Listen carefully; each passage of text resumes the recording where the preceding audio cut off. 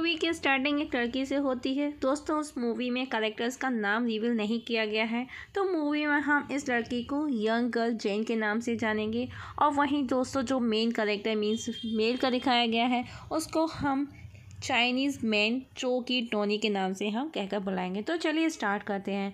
हम मेरी नाम से एक्सप्लेन करेंगे। यंग गर्ल एक फ्रांसीसी पुअर फैमिली से बिलोंग करती है। यंग गर्ल्स मीन्स जेन अपने स्कूल वेकेशन पर अपने घर आती है, जो कि एक राइटर बनने की इच्छा रखती थी। उसकी फैमिली में उसकी माँ एक टीचर थी और उसके 2 भाई थे, जिसमें उसका बड़ा भाई नाकारा, कामचोर और अय्याश टाइप का था। वहीं उसका जो छोटा भाई था किसी बीमारी से सफ़र कर रहा था, जिसकी वजह से वो कर्ज में डूब रहे थे। उसकी फाइनेंशियल कंडीशन ठीक नहीं थी। कुछ दिनों के बाद जेन वेकेशन ख़त्म होने के बाद अपने हॉस्टल के लिए निकल पड़ती है।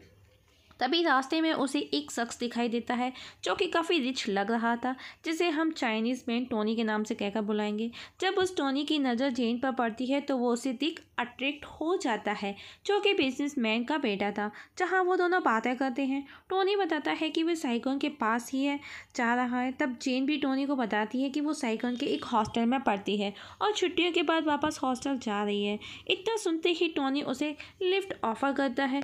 जेन यंग गर्ल भी रेडी हो जाती है। वो दोनों ऑन द वे थे। तभी टोनी जेन दोनों बातें करते हैं। दोनों एक दूसरे के बारे में बातें शेयर करते हैं। तब टोनी बताता है कि वो 32 ईयर्स ओल्ड है। तब जेन वो जो कि 17 साल की थी, पर वो खुद को 15 साल का बताती है।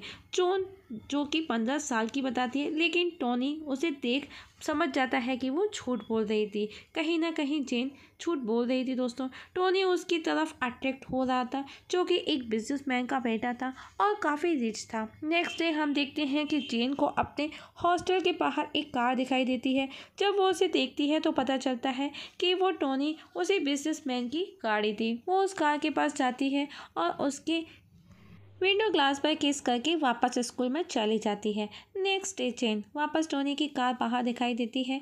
जब वो उसके पास जाती है तो टोनी उसे अपने साथ एक रूम में ले जाता है। अब दोनों एक दूसरे को जो कि पसंद करने लगे थे, वहाँ पर वो दोनों एक दूसरे के क्लोज आते हैं।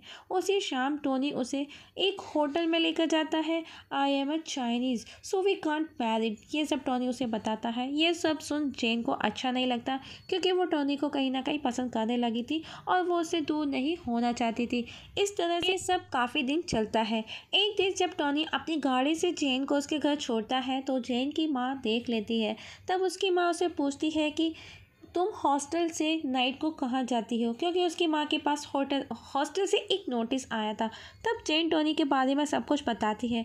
क्योंकि टोनी रिच है तो उसकी माँ उसे पैसे मांगने का कहती है, जिससे कि उनकी फाइनेंशियल कंडीशन ठीक हो जाए। फिर एक दिन जेन वापस टोनी के साथ होटल जाती है, जहां वो टोनी से कुछ पैसे मांगती है। टोनी सब कुछ जानता था, इसीलिए वो भी उसे पैसे दे देता है। तब जेन की माँ हॉस्टल आती है और उससे पैसे लेकर के चली जाती है। टोनी जेन को लेकर काफ़ी सीरियस हो जाता है। वो जेन से शादी करना चाहता है, इसीलिए वो अपने डैड से परमिशन मांगता है, लेकिन टोनी डैड उसे साफ मना कर देते हैं। उसके डैड उसे बताते हैं कि उन्होंने उसके लिए एक लड़की देख रखी है और वो उसी से उसकी शादी करेंगे। तब टोनी ये सब जेन को बताता है। तब वो दोनों काफ़ी दुखी हो जाते हैं, क्योंकि वो दोनों एक दूसरे को लेकर के अब सीरियस थे। तब टोनी उसे बोलता है कि वो उसे आखिरी बार मिलने ज़रूर आएगा, क्योंकि जेन जो कि यंग गर्ल आगे की पढ़ाई के लिए कुछ दिन बाद फ्रांस जाने वाली थी, क्योंकि स्कूल की पढ़ाई ख़त्म हो चुकी थी।